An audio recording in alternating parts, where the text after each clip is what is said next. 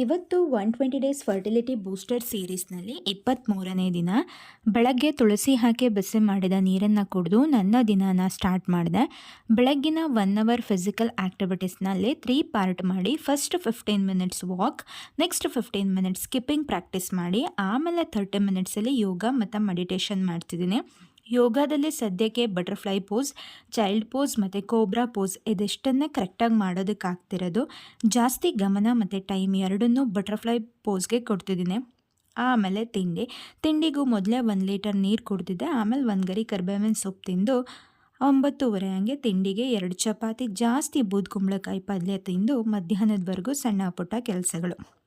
ಬೆಳಗಿನ ಸ್ನ್ಯಾಕ್ ಬ್ರೇಕಲ್ಲಿ 2 ಖರ್ಜೂರ, ಮಧ್ಯಾಹ್ನ ಊಟಕ್ಕೆ ಅನ್ನ, ಅದೇ ಬೂದ್ಕುಂಬಳಕಾಯಿ ಸಾರು, ಆಮೇಲೆ ಅರ್ಧ ಗಂಟೆ ನ್ಯಾಪ್.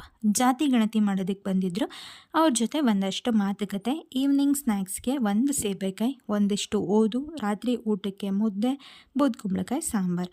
ಒಂದು ಅರ್ಧ ಗಂಟೆ ವಾಕ್, ಹರಟೆ, ಮಾತುಕತೆ. 10 ಗಂಟೆಗೆ ದಬಾಕೊಂಡು ಮಲ್ಕೊ ಅಷ್ಟೆ.